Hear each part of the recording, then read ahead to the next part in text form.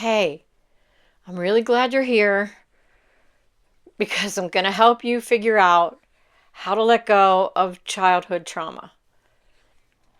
The reason I am helping you do this today is because it came to me that we all are still, no matter how old we get, reacting and responding to things as if those traumas are still inside of us. And it'd be great to be able to react and respond in a clean way that has nothing to do with that has to do with current circumstances and maybe what you want in your life, and not trying to protect yourself or avoid some sort of pain that happened so long ago. So when I'm going to tell you a little story, and then I'll tell you how Neville Goddard talks about clearing it. So here we go. It turns out that I have resting sad face. I know that sounds interesting. I know I've heard of resting bitch face, but I have resting sad face. And I'll show you right now. I look sad. I'm not sad. It's just how my face shows up when I have nothing in there. I'm not happy, I'm not sad, I'm nothing. And my mother spent a lot of time pointing out the fact that I could smile more. Why don't you smile more? It takes less muscles. She used to say it takes fewer muscles to smile than it does to frown. But this is not a frown. This is just my resting face that looks sad. Anyway, I didn't know what to make of that as a kid. I thought maybe I was just ugly. Turns out that wasn't true, but you could have fooled me. So it turns out that all of that reaction that she had to my sad looking face was about her. It had nothing to do with me. And yet I had to live with whatever I made that mean when I was a kid. Now, that's a very mild trauma compared to other people. I know that other people have had way more distressing trauma, but I didn't really want to get into any, bizarro, interesting, very deep, troubling issues in this video. I just wanted to give you a simple example of how you can be traumatized and that it has nothing to do with you. And the truth is, no matter how deep that trauma is, it most likely 99.9% of the time has nothing to do with you. And as we talk about this, as I got older, I reacted more and more to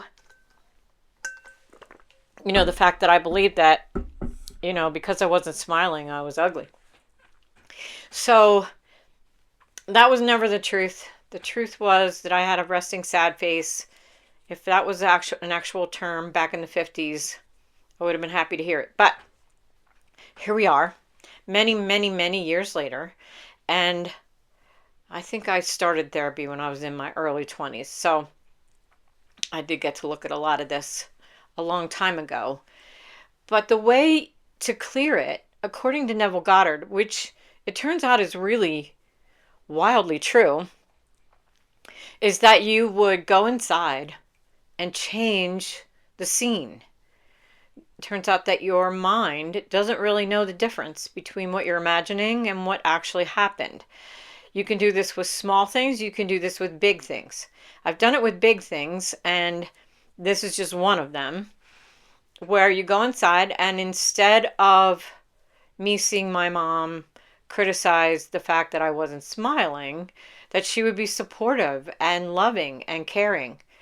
And I think I actually also did this one time with a dream where I kept having the same scary dream where someone was chasing me. And when I was awake, I remembered the dream, during the day. And instead of remembering the dream the way it went, I remembered that in the dream, I let that person catch up to me. I grabbed him by the head in a chokehold, and I just swung him so hard that he flew out of the picture, and I didn't have that dream again. It was a really cool revelation that I could do that with something. And you can do that with things that actually happened as well. You can change the whole scene. Someone comes in and says, "Excuse me, ma'am, but this girl has resting sad face. It has nothing to do with her not being happy."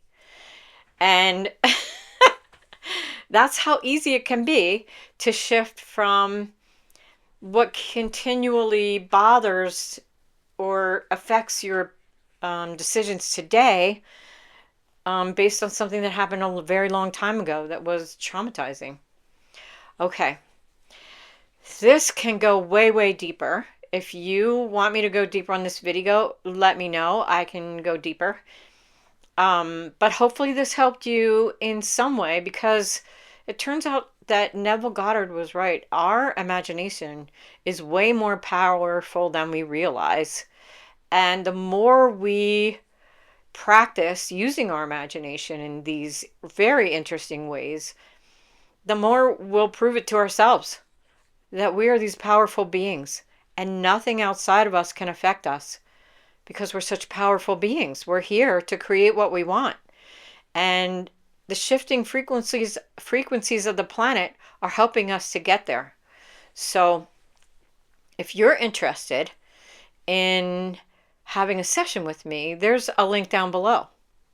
And until the next video, have a great day.